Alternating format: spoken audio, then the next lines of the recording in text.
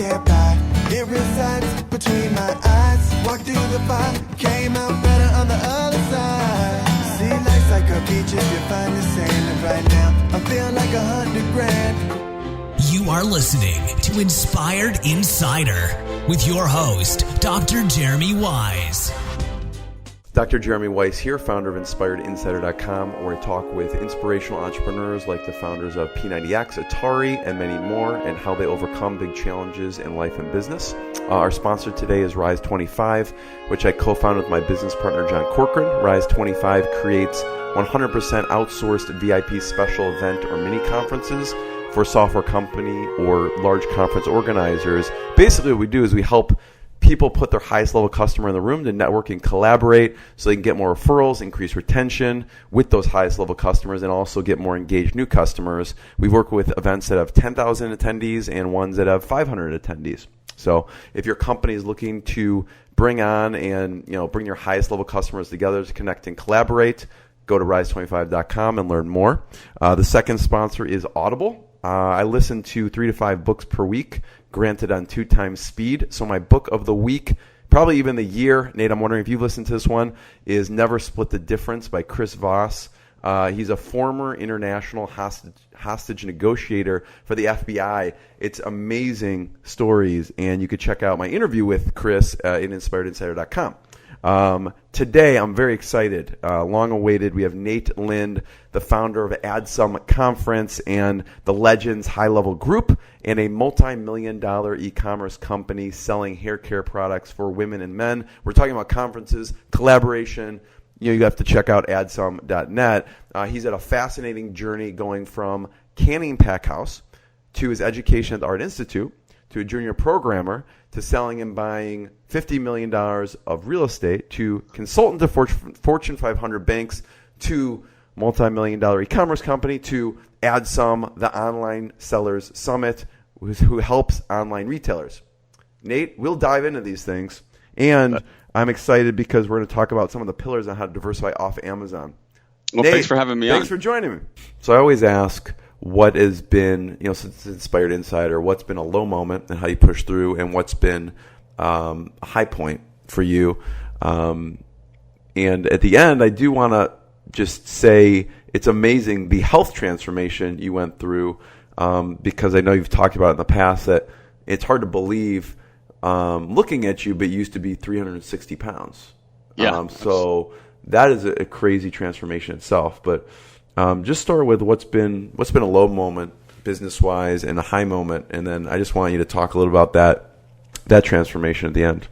The low moment definitely was that point in time where I thought I had broken out of entrepreneurial jail, and I had now this e-commerce business going, and it looked like things were just going to be an amazing success. Like I just hit a grand slam, and then like about 2 months into it, just having this snafu disrupt the business. And I remember it was around July 4th of 2012, thinking I was going to go into bankruptcy.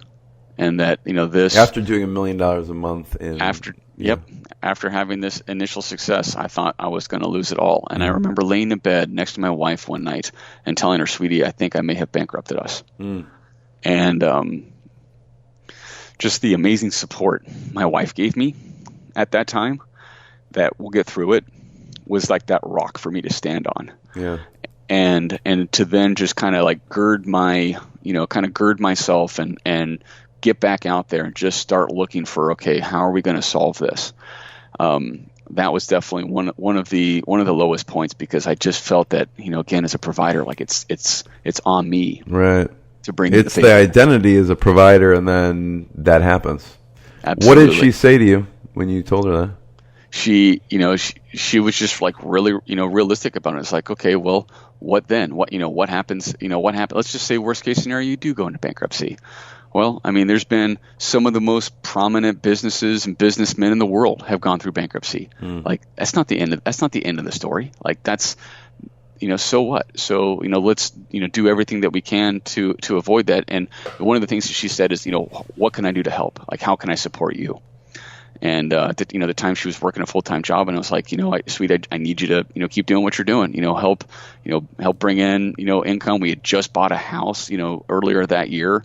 So we had this new mortgage payment. We were expecting our firstborn. So there was a lot of stress I'd put on my shoulders. Two big stresses. Huge stresses. In a good way, but yeah. Yeah, absolutely. And so that was definitely was a real rocky place, for me.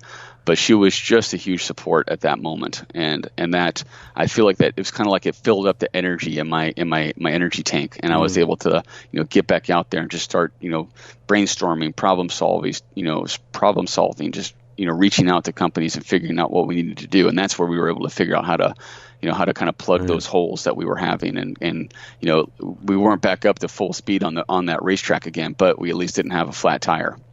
Yeah, I mean, I love what she said there, and I feel like when I don't know if you listen to the Shoe Dog book, the founder of Nike, but I feel that's kind of entrepreneurial therapy, because if you see someone as big as Nike go through, you hear that that's normal and that happens, and the up and then the down, but you don't see behind the scenes of, oh yeah, it looks like a huge company, but it's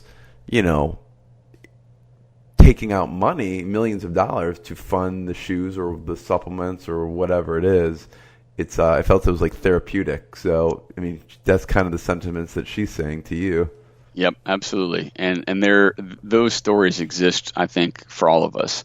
That's another thing that you talked a little bit earlier about. What are things that I struggle with, and it's a struggle to share candidly those vulnerable moments. We are not programmed to do that. I think we are programmed to beat our chests and show our big shiny cars and our big houses and put up this Facebook.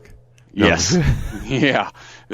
Put up this this facade air of inauthenticity. It's probably a survival mechanism, I imagine. Yeah. So that's a deep, dark sentiment, but it led to a fabulous transformation in the business.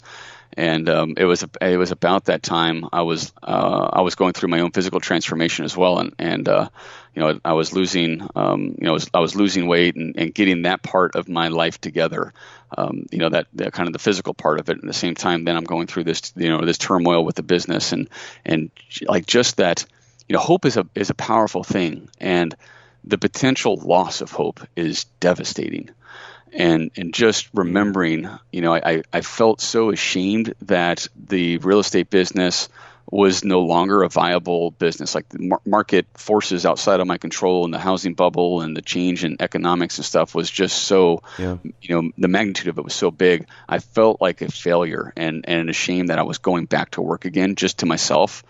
No one else cared. I mean, I'm making a living and paying the bills and stuff. Like no one cared about that. But to me, I felt like I had failed in that journey. And being an entrepreneur, I think, is very much like it is a personal pursuit. It's a personal journey. So to have that rock bottom moment was excruciating. And then to leave on a high note, the very first Adsum, I'd say was a high note because it was a shift it was a paradigm shift for me where I stopped serving my own needs and trying to provide just for my own family and just make money for my myself and my employees was kind of that inner circle. And Adsum was really the first moment where I saw that if I provide for everyone else's needs and if I connect people in a way that they've never been able to connect with the community before and help them achieve success, that I would be so much more fulfilled. And it took me a while to learn. I didn't realize why I felt so abuzz with Adsum and why I was so in love with creating that event and providing this sort of connection with everybody. And it wasn't until I read the 5 love languages that I realized that deep down, what I express my love for others by providing acts of service to them, and I receive love from others by receiving words of affirmation. So what that means for me is I like to do service for others. I like to provide value to others. Like that's how I just innately show my love. And it took me a while to figure that out. But looking back subconsciously, I had been doing that for years. I was networking with guys like Steve Miles. Yeah. I created these small events with, bring in 35 guys, then bring in 45 and 80 and then 100 and then 200. I was doing that at the same time as running my own business, and I wasn't getting paid for any of it. I was breaking even. I was. Sometimes those, relationships and advice is invaluable. Absolutely. I mean, there was a number of reasons why I would do that. I was getting, intelligence and information and things that were helping my business, but like it as a business wasn't a viable business. It was just something I was doing because I love to do it. And then at Adsum that first year, just, seeing the difference it was making for people and then hearing the buzz that came from it, like it was a really small niche of the world. It was, people selling health and beauty products using performance marketing and, have their own websites and stuff. Like it's a super tiny, niche, but it was enough. And now every year that it's continued to grow, it literally is soul food. It just feeds my soul to do that event, and I can't help but do it. Nate, thank you for sharing. There's so much to unpack, but to unpack it, you will have to go to Adsum. So check out adsum.net. Where else should we point people towards online? Yeah, so you can definitely adsum.net. It's October 14th, 15th, and 16th. It is the ultimate destination for online sellers. And another place that you can find out more information about stuff I do is I've got kind of my inner circle, guys that have done some pretty amazing things. They're they've been down the road path of success and had their own trials and tribulations, and we have a mastermind for my inner circle. It's called the Legends Mastermind, and it's thelegends.io.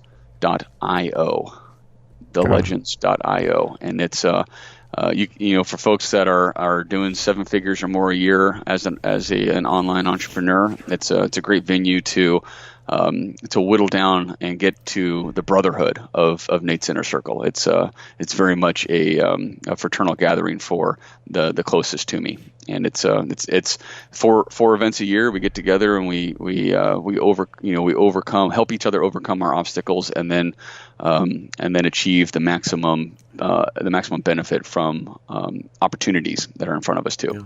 Nate, I want to be the first one to thank you. Everyone check out thelegends.io and adsum.net.